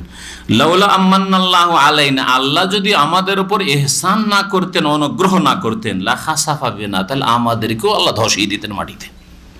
আমাদেরকে আল্লাহ পয়সা দিতেন আর আমরা ওইরকমই পাপ করা শুরু করতাম, আমাদেরকে আল্লাহ পাক মাটিতে ধ্বংস করে দিতেন। ওয়াইকান্নাহু লা ইফলাহুল কাফিরুন, হায় আফসুস, হায় আফসুস, নিঃসন্দেহে জেনে রাখো যে লা ইফলাহুল কাফিরুন, কাফিররা কোনোদিন সফল কাম হয় না। অস্বীকারী, পরকালে অবিশ্বাসী, আল্লাহ অবিশ্বাসী, আল্লাহর তৌহিদে একত্ব অবিশ্বাসী, আল্লাহ পাকের দিন শরীয়তে অবিশ্বাসী, বেনামাজি, লা ইফলাহ, কখনো পরিত্রাণ পায় না, সফল কাম হয় না। আল্লাহ পাক রব্বুল তারপর ইরশাদ করছেন আখিরাতের কথা। আখিরাত কার জন্য? আখিরাত অত্যন্ত মূল্যবান। দুনিয়া আল্লাহ পাক সৎ লোক ও অসৎ লোককে দেন। দুনিয়া যাকে ভালোবাসেন তাকেও দেন, আর যাকে ভালোবাসেন না তাকেও দেন। কেন? কারণ দুনিয়া আল্লাহর কাছে তুচ্ছ, মূল্যহীন। দুনিয়ার কোনো মূল্য নেই, ওই মাছি বা মশার ডানা পরিমাণ তার মূল্য নেই। হ্যাঁ, পক্ষান্তরে আখিরাত আল্লাহর কাছে অত্যন্ত মূল্যবান। আখিরাত আল্লাহর কাছে অত্যন্ত মূল্যবান, আখিরাতের জীবন, আখিরাতের সুখ।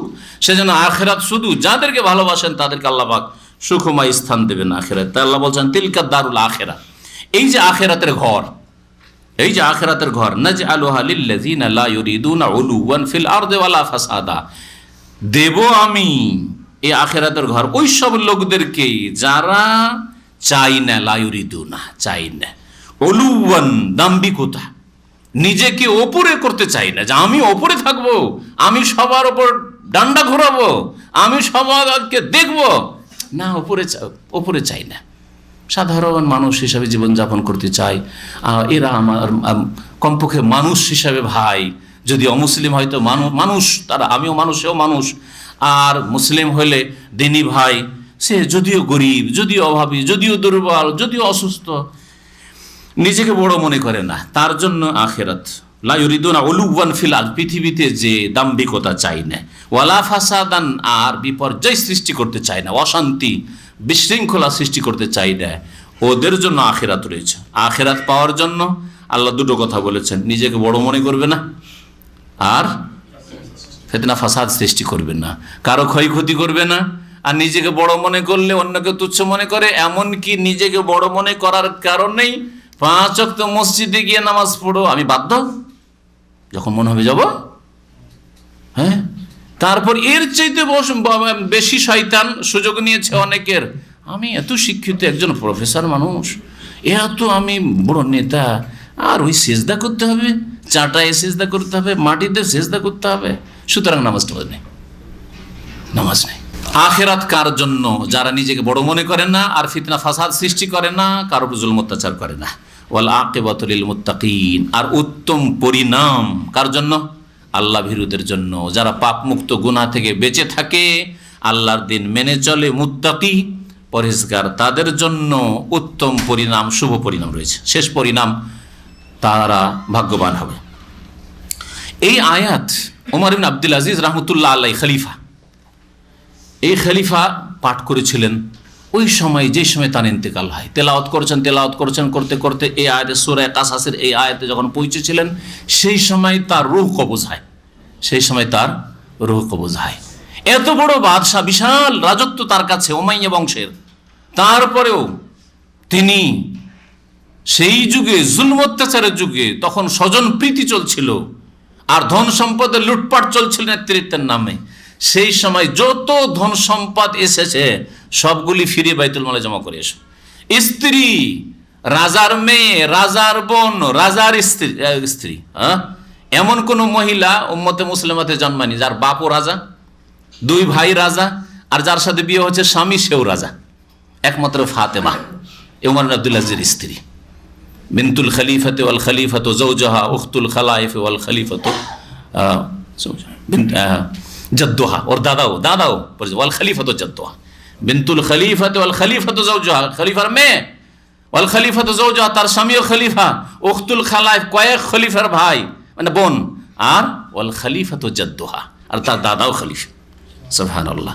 বলে এত ধন সম্পদ, এত অলংকারের বোঝা যে তোমাকে দিয়ে পাঠিয়েছে, তোমার বাবা কোথা থেকে পেলো এগুলো? সব তো বাইতুল মালের, এগুলো সব তো মুসলিমদের, যাও বাইতুল মালে জমা করে আসো, যদি আমার সাথে থাকতে চাও তাহলে দিয়ে আসো, সব জমা করে দেও, একটা কিছু রাখলো না। এই ছিলেন খলিফা, এই জন্য তাকে পঞ্চম খলিফার রাশেদ আলী রাদিয়াল্লাহু তাআলা, অথচ মোল্লা মেলা গ্যাপ, পঞ্চম খলিফার রাশেদ বলা হয়েছে। আল্লাহ পাক রব্বুল আলামিন এরকম যেন সৎ নেতৃত্ব আমাদেরকে দান করেন। তাহলে এইরকম শুভ পরিণাম হবে। দেখেন আখিরাতের আয়াত তেলাওয়াত করছেন আর দুনিয়া থেকে বিদায় নিচ্ছেন। আল্লাহ পাক আমাদেরকে যেন ভালো মত দান করেন। মান জা বিল হাসানাতি ফালাহু খায়রুম মিনহা, যে ব্যক্তি নেকি নিয়ে আসবে তার জন্য ওর চাইতে উত্তম রয়েছে, 10 গুণ রয়েছে। ওমান জা বিস সাইয়্যাত, যেই ব্যক্তি গুনাহ নিয়ে আসবে, গুনাহ করবে, ফালা ইউজজাল্লাযিনা আমিলুস সাইয়্যাত, যারা পাপের কাজ করে তাদেরকে বদলা দেওয়া হবে না, একমাত্র অতটাই বদলে যতটা করে, মানে একটা গুনাহ করলে একটাই গুনাহ লেখা হবে। ইল্লা মা কানু ইয়ামানু, যেই কর্ম করেছে সেই কর্মেরই শুধু বদলা দেওয়া হবে, পাপ দেওয়া হবে। মহান আল্লাহ তারপরে ইরশাদ করেছেন, ইন্নাল্লাযীনা ফারাদা আলাইকাল কুরআনা লারাদ্দুকা ইলা মাআদ। নবী করিম সাল্লাল্লাহু আলাইহি সাল্লামকে সম্বোধন করে আল্লাহ পাক বলছেন যে, হে নবী, যে আল্লাহ পাক তোমার উপর কোরআনে কারীম নাযিল করেছেন, নিশ্চয়ই ইন্নাল্লাযী ফারাদা আলাইকাল কুরআন, যে আল্লাহ তোমার উপর কোরআনকে বিধিবদ্ধ করেছেন, মানে কোরআনকে নাযিল করেছেন, লারাদ, কোরআনের বিধান ফরজ করেছেন, নাযিলও করেছেন, এবং কোরআনের বিধান তোমার উপর ফরজ করেছেন, তোমার উম্মতের জন্য বা মানব জাতির জন্য আল্লাহ পাক ফরজ করেছেন। লারাদ্দুকা ইলা মাআদ, অবশ্যই তোমাকে ফিরিয়ে দেবেন তোমার স্বদেশে, স্বদেশে ফিরিয়ে দেবেন। একটা তাফসীর, এই মাআদের দুটি তাফসীর করা হয়েছে। স্বদেশে আল্লাহ পাক ভবিষ্যৎবাণী করেছেন। নবী করিম সাল্লাল্লাহু আলাইহি ওয়াসাল্লাম মদিনা হিজরত করে চলে এসেছেন, মক্কা থেকে নির্বাসিত, বিতাড়িত হয়েছেন, আল্লাহ পাক ভবিষ্যৎবাণী করছেন। আর সূরা কিন্তু মক্কি, সূরা মক্কি, এখান থেকে চলে যাবে, তোমাকে বিতাড়িত করা হবে, মক্কা ছেড়ে দিতে হবে, কিন্তু আবার মক্কায় তোমার স্বদেশে আল্লাহ পাক অবশ্যই ফিরিয়ে দেবেন, যেই আল্লাহ কোরআন নাযিল করেছেন। 8 বছর হলো হিজরতের, 7 বছর গিয়েছে, 8ম হিজরিতেই নবী করিম সাল্লাল্লাহু আলাইহি সাল্লাম বিজয়ী হয়ে সাহাবায়ে কেরামদেরকে নিয়ে কাবা ঘরে ঢুকলেন, মক্কায় ঢুকলেন। মক্কা মুসলমানদের হাতে, নবী করিম সাল্লাল্লাহু আলাইহি সাল্লামের হাতে আসলো। আর একটি তাফসীর হচ্ছে, মাআদ মানে স্বদেশ নয়, মাআদ মানে হচ্ছে আখিরাত, পরকাল। এর আগে তাফসীর করতে গিয়ে বলেছে মাস মানে দুনিয়া, যেখানে আপনি জীবিকা নির্বাহ করছেন, জীবনযাপন করছেন, আর মাআদ মানে হচ্ছে যেখানে প্রত্যাবর্তন স্থল, আদা ইয়াউদু থেকে। ইন্নাল্লাযী ফারাদা আলাইকুল কুরআন, যে আল্লাহ পাক তোমার উপর কোরআন নাযিল করেছেন, বিধিবদ্ধ করেছেন, তিনি অবশ্যই তোমাকে আখিরাতে, পরকালে ফিরিয়ে নিয়ে আসবেন। তোমাকেও আখিরাতে, কিয়ামতে আসতে হবে, তোমাকেও আখিরাতে আসতে হবে, মানে তোমাকেও মৃত্যু মুখে পতিত হইতে হবে। কুল, হে নবী জানিয়ে দাও, রব্বি আ'লাম মান জা বিল হুদা, আমার প্রতিপালক জানেন যে কে হেদায়েত নিয়ে এসেছে, ওমান হুয়া ফি দালালিম মুবিন, আর কে সুস্পষ্ট গুমরাহিতে রয়েছে। ওমা কুনতা তারজু আইয়ুলকা ইলাইকাল কিতাবু ইল্লা রাহমাতাম মির রাব্বিক, হে নবী তুমি আশা করনি যে তোমার উপর কিতাব নাজিল করা হবে, তবে এটা তোমার রবের পক্ষ থেকে করুণা স্বরূপ, রহমত স্বরূপ। মোহাম্মদ, তুমি কি জানতে 40 বছর বয়সের আগে যে তোমাকে কিতাব কোরআন দেওয়া হবে, নবী করা হবে? তুমি জানতে না। এটা আল্লাহ পাকের রহমত যে তোমাকে আল্লাহ পাক মনোনীত করেছেন। ফালা তাকুনান্না যাহিরান লিল কাফিরিন, সুতরাং কাফেরদের কখনো তুমি সাহায্যকারী হইও না। ওয়ালা ইয়াসুদ্দান্নাকা আন আয়াতিল্লাহ, আর আল্লাহর আয়াত থেকে তোমাকে যেন বাধা কেউ না দিতে পারে। বাদাই উনজিলাত ইলাইক, তোমার উপর কোরআন নাজিল হওয়ার পরে, আয়াত নাজিল হওয়ার পরে। ওয়াদু ইলা রব্বিক, আর রবের দিকে তুমি মানুষকে আহ্বান করতে থাকো, ডাকতে থাকো। ওয়ালা তাকুনান্না মিনাল মুশরিকিন, মুশরিকদের দলে শামিল হইও না, তাদের সমর্থন করিও না, তাদের সাথে ডিসকাউন্ট করিও না যে দিন ছেড়ে দিয়ে কিছু ছেড়ে দেবো তোমাদের সাথে শরীক হই, এইরকম করিও না। ওয়ালা তাদউ মা আল্লাহ ইলাহান আখার, আর আল্লাহর সাথে অন্য কাউকে ডেকো না। যেমন ডাকা চলবে না, দোয়া করা চলবে না আল্লাহ ছাড়া অন্যের কাছে, তেমন সেজদা, রুকু আর অন্য ইবাদত বন্দিগি সেগুলি আল্লাহ ছাড়া কারো জন্য নাই। দোয়া বলে আল্লাহ পাক সমস্ত ইবাদত বন্দিগিকে বুঝিয়েছেন। লা ইলাহা ইল্লাহু, কারণ তিনি ছাড়া আর কেউ সত্য মাবুদ নেই। কুল্লু শাইইন হালিক, প্রত্যেক বস্তু হচ্ছে নশ্বর, প্রত্যেক বস্তু হচ্ছে ধ্বংসশীল। ইল্লা ওয়াজহা, একমাত্র তার চেহারা ছাড়া। আর আল্লাহ পাকের চেহারা বলে এখানে তার জাত, তার সত্তাকে বোঝানো হয়েছে। যেমন আমরা আমাদের ভাষার অলঙ্কারে বলে থাকি যে ভাই আপনার চেহারাটা অনেক দিন দেখিনি, মানে কি, মানে আপনার হাত পা দেখেছি নাকি, মানে আপনাকে দেখিনি। তো আপনার উত্তম শরীরের উত্তম অঙ্গটা বলে আপনাকে উদ্দেশ্য করলাম। ঠিকই তেমনি আল্লাহ পাকের আপনার চেহারা আছে বলে চেহারা বলেছি, কিন্তু তাই না? ওই রকমই আল্লাহ পাক রব্বুল আলামিনের চেহারা বলে আল্লাহ পাকের সত্তাকে উদ্দেশ্য করা হয়েছে যে পৃথিবীর সব কিছুই ধ্বংস হবে, আল্লাহ পাক শুধুই ধ্বংস হবেন না। আল্লাহ পাক রব্বুল আলামিন ওয়ায়াবকা ওয়াজহু রাব্বিকা যুল জালাল ওয়াল ইকরাম, সেখানেও চেহারার কথা বলে আল্লাহ পাকের জাতকে উদ্দেশ্য করা হয়েছে। আল্লাহ পাক রব্বুল আলামিনের তাহলে চেহারা আছে আল্লাহ পাকের মতো। লাহুল হুকম, বিধান তাঁরই। বিধানকার, সৃষ্টির বিধান আল্লাহর জন্য, যা করতে চান আল্লাহ তাই হয়, এটা হচ্ছে সৃষ্টিগত বিধান। আর শরীয়তের বিধান তার জন্য, আল্লাহ পাক রব্বুল আলামিন যেই আদেশ নিষেধ নাজিল করেছেন তাই চলবে। মানুষের উপর নিজে বিধান রচনা করা, আইন রচনা করা কোরআন এবং হাদিস বিরোধী চলবে না। লাহুল হুকম ওয়া ইলাইহি তুরজাউন, এবং তার কাছেই তোমাদের ফিরে আসতে হবে এবং সেখানে ভালো মন্দের তোমাদের বদলা দেওয়া হবে। আল্লাহ পাক রব্বুল আলামিন যেন আমাদের কোরআন বোঝার তৌফিক দান করেন। আল্লাহ পাক কোরআন মোতাবেক আমাদের জীবন যাপনের তৌফিক দান করেন। কোরআন দিয়ে আমাদের জীবনকে যেন বরকতময় করেন, বরকতপূর্ণ করেন। আল্লাহ পাক আমাদের রুজিতে যেন বরকত দান করেন, জান মালে আল্লাহ পাক যেন বরকত দান করেন। আল্লাহ পাক যেন আমাদের দুনিয়া আখিরাতে সুখী করেন। আল্লাহ পাক আমাদেরকে জাহান্নামের আযাব থেকে যেন রক্ষা করেন। রব্বানা আতিনা ফিদ দুনিয়া হাসানা ওয়া ফিল আখিরাতি হাসানা ওয়া কিনা আযাবান নার। ওয়া সাল্লাল্লাহু আলা নবিয়িনা মুহাম্মদ ওয়া আলা আলিহি ওয়া সাহবিহি আজমাইন। হ্যাঁ, চুল কালা করা জায়েজ নয়, চুল কালা করা জায়েজ নয়। মাথার চুল হোক অথবা দাড়ি হোক বা হোক, কালো করা জায়েজ নয়। তবে মেহেন্দি ব্যবহার করেন, মেহেন্দির রং তো জানাই আছে। আর নবী সাল্লাল্লাহু আলাইহি ওয়াসাল্লাম আর একটা ঘাস ওর সাথে মিলাইতেন যেটাতে ব্রাউন হইতে পারে কিন্তু কালো হইতো না।